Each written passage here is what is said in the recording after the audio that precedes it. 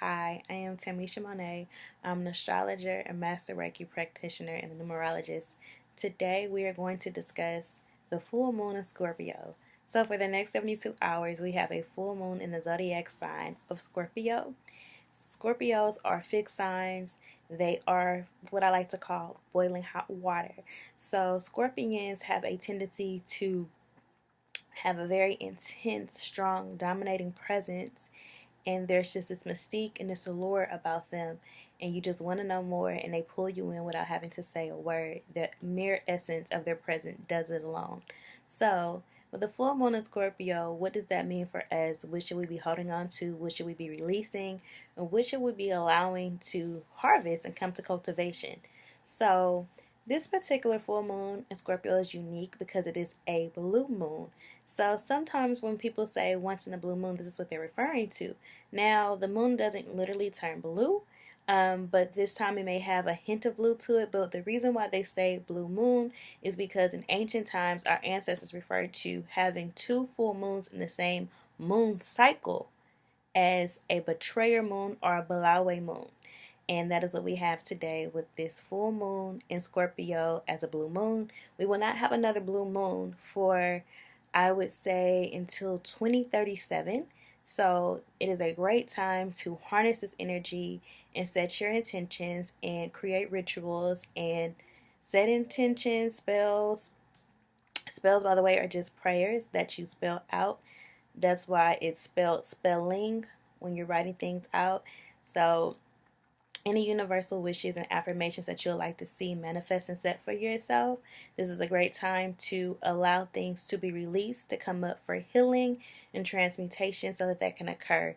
Speaking of healing and transmutation in the zodiac fixed sign of Scorpio, let's dive into this abortion ban. So this week there has been a strategic attack against women and policing of our bodies, and in particularly women who have been already marginalized and disenfranchised in the following states: so Alabama, Ohio, Georgia, and there will be a domino effect. There are many other states who are going to pass these same abortion bans and bills. I personally have never had an abortion, but I have been raped before, and I did become pregnant as a product of my rape, and I miscarried. But if you miscarry, now they're trying to make it to where it's second degree murder. And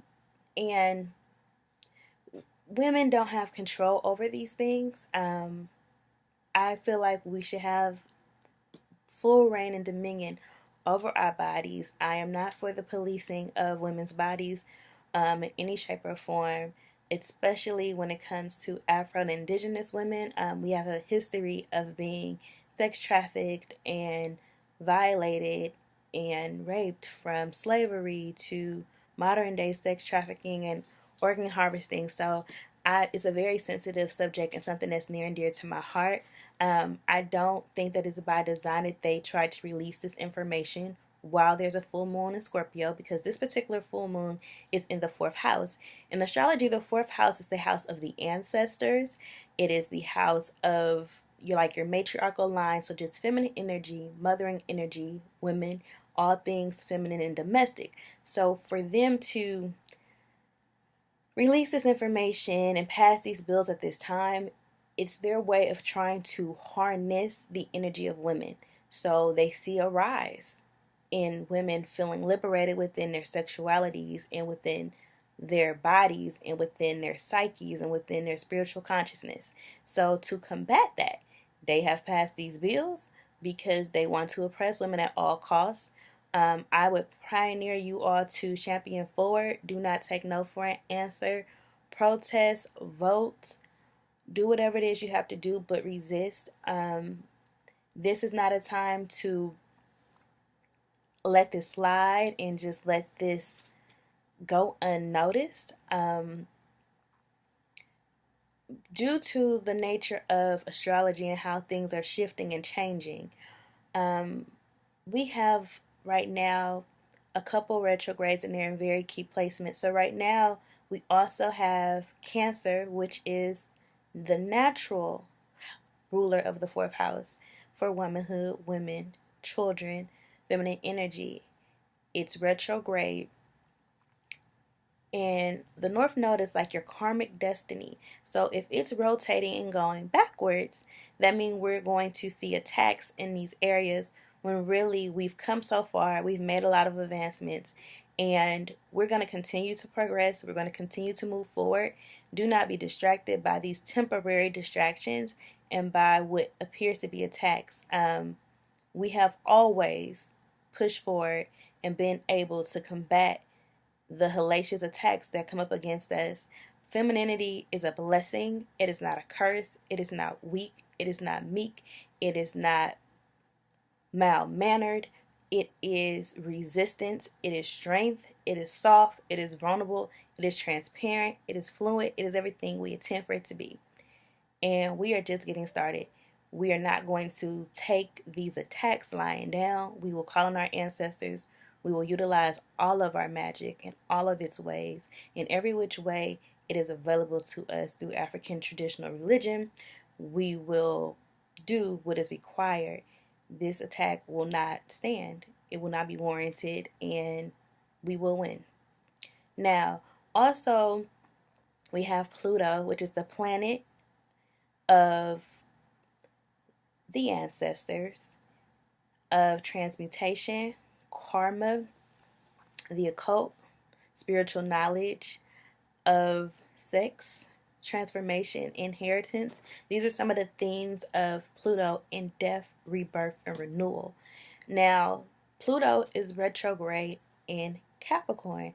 Capricorn in astrology is considered the devil energy, is considered power, patriarchy, business, and toxic masculinity. So, if Pluto is backwards in Capricorn, you are going to see us being challenged by the powers that were. I'm not going to call them the powers that be because their time is up. If you know anything about 2020 and what's coming up, these are just desperate acts because this old system as it stands, it is crashing, it is burning, it is dying. And our feminine energies will not be the scapegoat or the sacrificial lambs nor the martyrs to save them from their deaths in this old patriarchal system. Let it crash, let it burn, let it fall to ashes. And when it does, us women, Phoenix, will be able to rise. So do not be distracted by what you see in the media, even at the polls. Ultimately, it is going to be up to us to take a stand and maintain our ground, continue to push forward. This is not the first time that women have been attacked in these ways. We have fought for our own rights to be here and to own ourselves and be liberated and to have businesses and in some instances run our homes and lead our homes, not to emasculate anyone, but because it just had to be done. And I don't want us to change from that or be afraid of that. This is the perfect and most ideal time to live up to your full potential and maximize your power and operate in your strength. We are forces. We're not forceful, and don't be afraid to go against the status quo. Challenge the status quo. Just by being a fully free, liberated woman living out in the open, that is more of a protest and a resistance enough. There's more than one way to protest. There's more than one way to resist this. And do not give it your energy. Your energy is very sacred. Your energy is yours.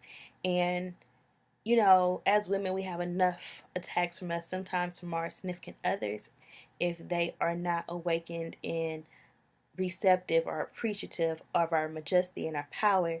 Then you have attacks in the workplace. Then you have attacks from other women who may have bought into the paradigm that there can only be one HBC or one woman in leadership or in positions of power. That's not true either. Sisterhood is the catalyst for all of the changes that we would like to make, for we are more alike than we are different. Whether you are a trans woman, binary, non-binary, straight, gay, indifferent, pink, purple, blue, black, or indifferent.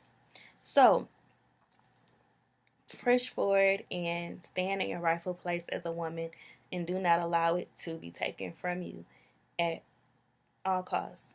Also, we have Saturn, which is the planet of limitation, restriction, and karma in masculine energy, it is retrograde in its native sign of Capricorn. Again, Capricorn in astrology is devil energy, it's business, it's money, it's power, it's control, it's dominance, but it's also structure and discipline and getting things done. So we don't have to try to repay these men for the atrocities they're attempting to commit against us. This is a failing, crashing, dying system. And if you study spirituality or astrology, you will know exactly what I'm referring to. And this is their last hurrah, you guys. They don't have much time left. Their time is running out. And so they are trying to snipe us of our femininity and our magic and our divination at all costs. It is yours, it is sacred, and you decide how you're going to use it. A distraction is only a distraction when you give it your attention with a reaction. Do not react to these weak, mild mannered attempts to steal your energy, women. Also, let's get back into the Scorpio being a full moon. So, in astrology, the Scorpion has 3 archetypes. The first archetype for Scorpio is the Scorpion when it's being lower vibrating and jealous and greatly impacted at every turn. And, this should be mine and they shouldn't have that. And I want him to want just me. And why does she have this? That's when Scorpions are in their lower vibrating nature of the Scorpion. At a certain point in their lives, they morph into their second archetype, which is the archetype of the Phoenix. They have now risen above petty, frivolous drama and cattiness and insecurities, and they're very mindful of their energy because Scorpions have very magnetic, powerful energy. They can shift any room that they go into without saying a word. Knowing their power, they now rise above the Scorpion energy, rising as a phoenix, burning anything that is lower vibrating to the ashes and letting it blow away. Now, this phoenix has morphed and transitioned into the third archetype, which is the archetype of the eagle. The eagle has risen and it is flying above the ashes that the phoenix left behind, and it's soaring and it is flying and it just spreads its wings, and the winds beneath its wings is powerful and plentiful. And that is the 3 different archetypes in Scorpio. So with Scorpio being the sign of the reproductive organs and the genitalia, it's not a surprise that there is a war being raged against women in these very areas while Scorpio is in the 4th house, the house of womanhood and women and children and motherhood. So what I will say is this very strong, powerful essence that we possess as women, whether you've tapped into it or not, whether you know about it or not, you have it. It is yours for the taking at any moment. You use your power in the best way that you see fit. You love on yourself. You love on your sisters. You love on Mother Earth. You honor your ancestors. Get grounded in your calling. Get grounded in your purpose. And just know at the end of the day, you control your vortex. You are a co-creator with Source. You have the protection of the angels, of the Orisha, of all of your spiritual guides, and you do not have to take this lying down. Now, if you want to be in feminine energy, which can also be very subtle, very receptive, and very still, you can manifest just the same. But in the event that you want to act, and you want to revolt, and you want to resist, just know you have the energy of the universe available to you at your disposal to use in the way that you see fit. So I'm going to pull cards right now. I'm going to go through each zodiac sign, and we are going to talk about what needs to be released for the Scorpio full blue moon. And then we're also going to talk about the overall energy of the moon and how it's going to impact us. And I know that I'm a little bit more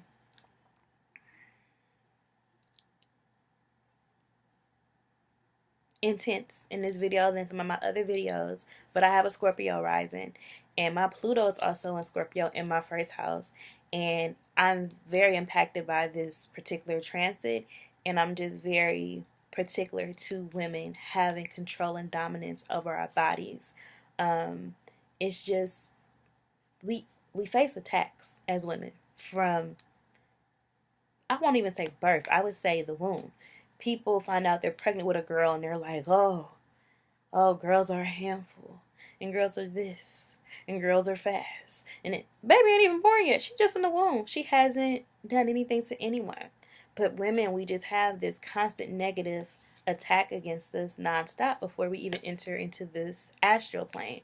Then she gets here and she's told to dress this way, because if she reveals too much skin, I don't know, a man will attack her because he can't control himself. Then, if you reject him in his lack of control, he may hit you. So be careful about how you reject him. What? So then, she stands in her strength. Oh no, don't be too strong. You might turn him off. And it's just like this never-ending attack. And as women, yes, having masculine energy, whether it's in the form of another same-sex or different gender body, is important.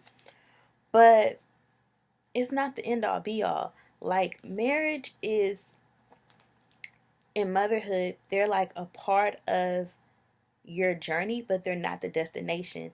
Like, Source created you to be and do so much more. They're not wrong. They're life-altering, important parts, but they're not the end-all, be-all. And there's certain things that are going to bring you joy and pleasure as a woman, just as an individual, just as a spirit. And it's okay to want those things and to have those things and be grateful for them. But if you don't desire those things and you don't want them, there's nothing wrong with you. You're still valuable. You're still to be loved. You're still to be cared and cultivated for. And that's okay as well. So as I'm pulling the overall energy of this Scorpio full moon, I'm just going to still talk about Scorpion energy. With Scorpion energy being as strong and magnetic as it is, this sign rules death and rebirth. Now, because of the times that we're heading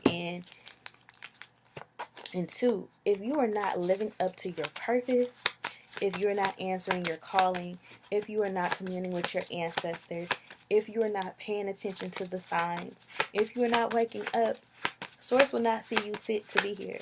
And people don't like to talk about death. This is the part of spirituality people like to skip over. But there's more than one way to die. Sometimes deaths could be death to old narratives, outdated behaviors, and self-sabotaging ways. Because one of Scorpio's downfalls is because they have such strong and intense energy, they can manifest whatever they want, good or bad. But because they spend so much time in the underworld, that they see things from a negative standpoint, and sometimes instead of transmuting that energy, they get fixated with it as fixed signs, which are signs that are inflexible and like to stay in one particular spot, and they can manifest negative things that they don't want versus just looking at the things that are not okay and making changes.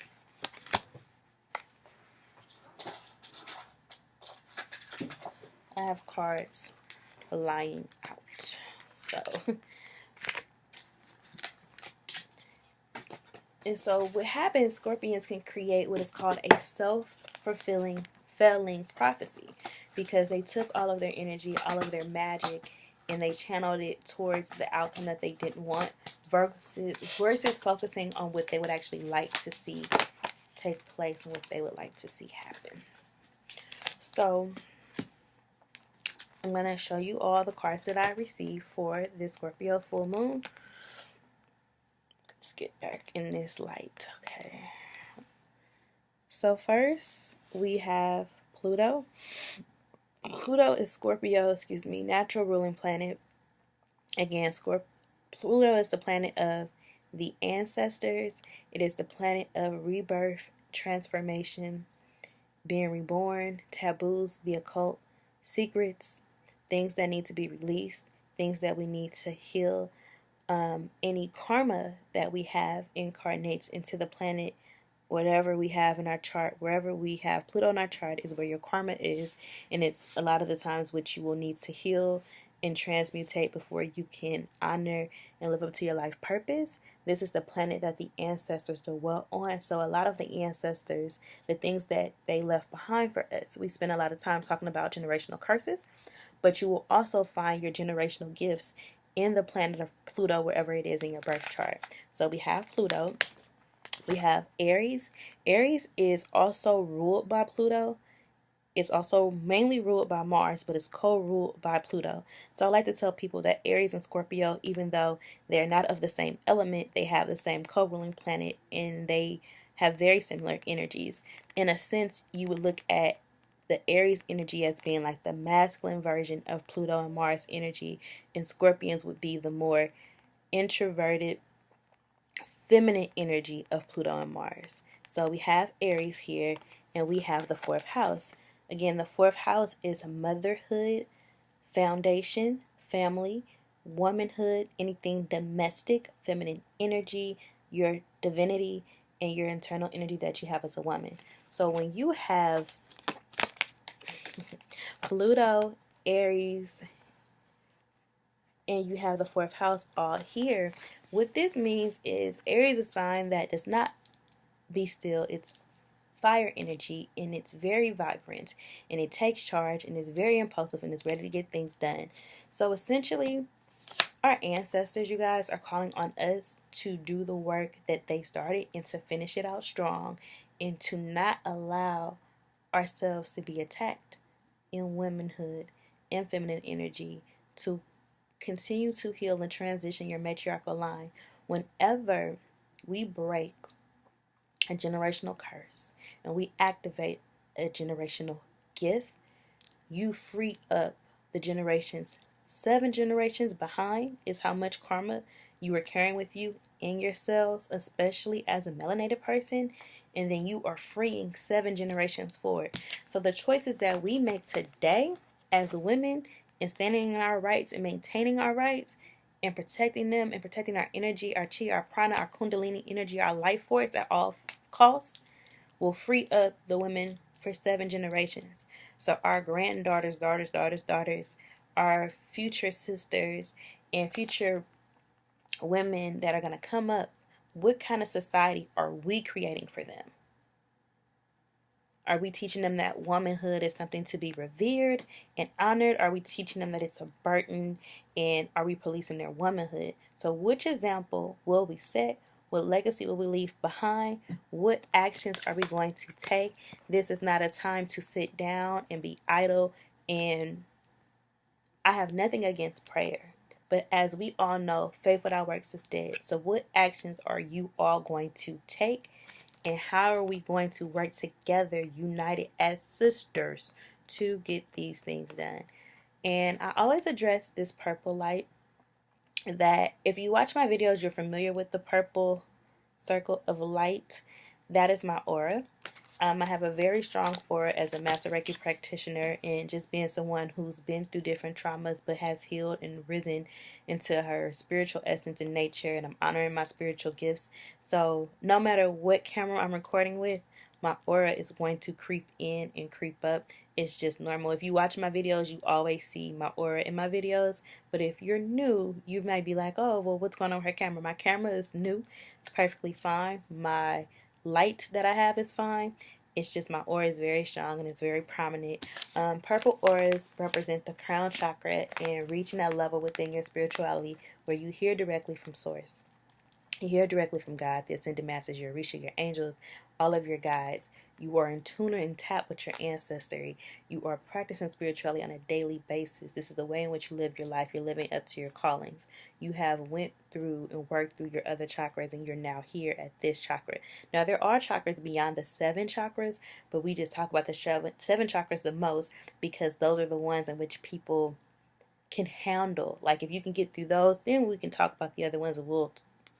It won't like go over your head or be too much. You'll feel comfortable with the information and how to utilize the energy and how to act on it.